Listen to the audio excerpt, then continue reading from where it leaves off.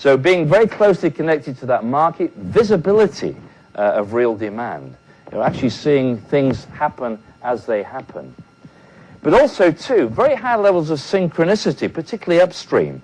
Again, people like Dell and Toyota. The thing which links Dell and Toyota is that they both have their key suppliers physically located alongside their main assembly operations. Toyota City is called Toyota City because basically it's a city of suppliers, right?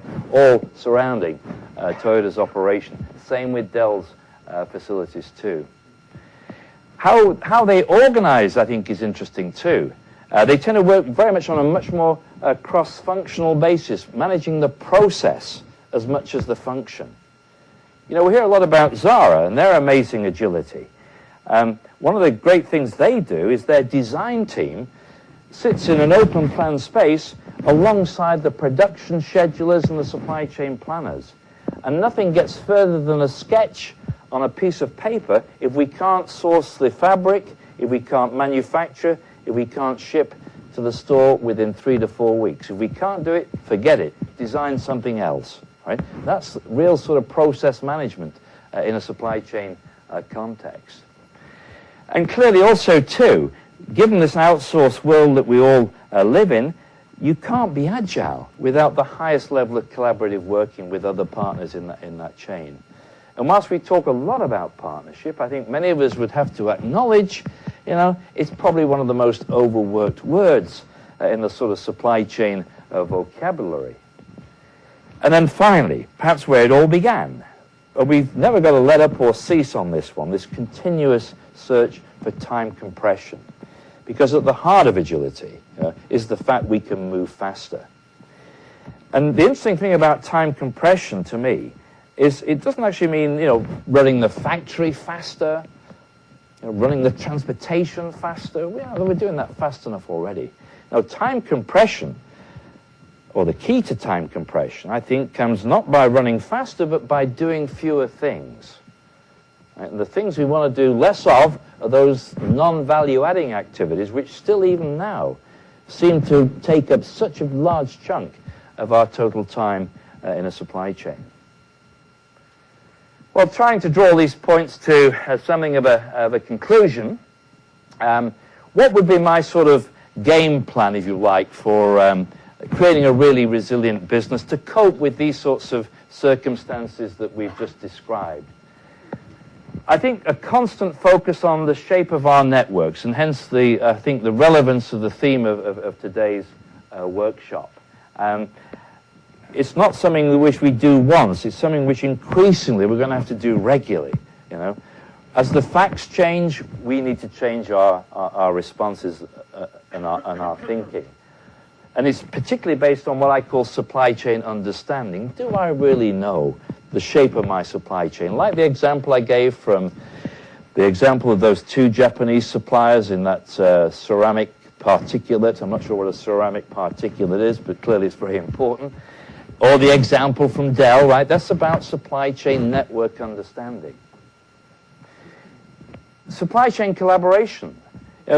If we believe that we compete not as a business, but we compete as a supply chain, then surely we should follow that through in terms of how we develop a much more collaborative approach to strategy. A collaborative approach to actually managing the supply chain. One of the most encouraging things I've heard in this last 6 months, at least in the UK, was an agreement announced only 3 months ago that 40 of Britain's biggest packaged grocery manufacturers and retailers, people like Unilever, Procter & Gamble, Tesco's, Asda and so on, we're now going to collaborate, 40 of these companies, in sharing transport. Because what they've come to recognize, and I guess it had been forced on them by this rising cost of fuel, was that when you've got this crazy situation of every company managing their own transport, meaning that typically you've got a very high level of empty running, the vehicle's made a delivery, it comes back empty. They reckon on the roads of Europe at any one time, between 1/3 and 1/2 of trucks are empty. So next time you're stuck on the autostrada somewhere outside of Milan and you see all these trucks there, just to make you even madder, you know, is the fact that half of them are empty, right? And so collaboration in terms of even something as simple as that, well, simple, actually trying to make that work is going to be a real challenge. But that's what supply chain collaboration really means to me. Thirdly, developing a risk management culture within the business. And this starts in the boardroom, recognizing that the supply chain is the source, basically, of most of our vulnerability and uncertainty. And no decisions should be taken, I would argue, about sourcing, about manufacturing, about investment in assets without this question, okay, what's this going to do for our risk profile? How will it change? Okay. And maybe rather than focus, as some companies do, on looking for solutions which are low cost, we might want to go for those solutions which seemingly have the lowest risk. They may not be the lowest cost. Now that is quite a challenge, again, in today's market, where we're looking for every opportunity we can to squeeze every cent, every penny out of our supply chains. But fourthly, and perhaps to me most importantly, is this need to continue our search for a more agile solution. And those two V words, which I think underpin agility, visibility, do I know what's actually happening? And then velocity, this search, if you like, for time compression. And in terms of where I think our own, how we should be shaping our own agendas, this is my sort of thoughts to leave with you. For the immediate period, as we enter or approach 2009, what is our business continuity plan for unexpected shocks? We can't forecast what those shocks will be, right? Well, let's not try to do that, right? Just simply think about those nodes and those links and say, if for whatever reason, one of those nodes or one of those links was to be disrupted, how do we recover from that? And we may have got that already well buttoned down, I don't know, but certainly that's the first immediate priority. Looking that little bit further ahead, you know, the medium term, I don't know how far that is for many of us, maybe it's only a year, but 3 years certainly. How will we reconfigure our supply chain to use 30% less resource? Now, we haven't said very much about resources.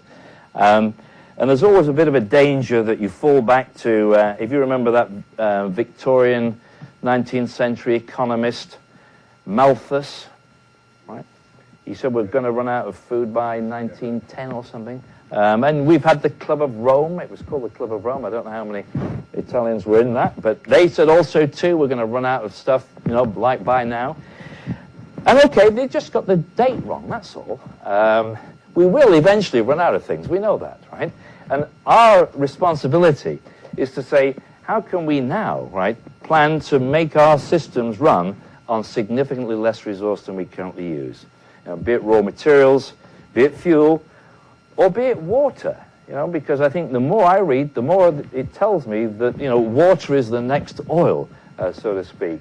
Interesting that Coca-Cola just appointed somebody to their main board in North America who is vice president for resources, and the biggest resource they're concerned about is not sugar, it's water, basically. And so that, I think, is a really interesting issue for supply chain managers to be thinking on. And then finally, we've gone a little bit too far there, this big question, right, which I think is going to return, because we will get out of this recession at some point. I don't know when, but we will, okay? I have to say that because I'm shortly to become a pensioner. But this is the question, right? We've got a little bit of a breathing space here, right? How will we reconfigure our supply chains to run sustainably at double or even triple today's energy costs? Because today the price of a barrel of oil is less than $50. Only 6 months ago it was 150, right? So it's not really a big question, this, to say triple today's price, is it? You know, maybe quadruple or even quintuple. Okay, well, thanks everybody for listening, and we've got a little bit of time for a few questions and a bit of discussion. Thank you very much.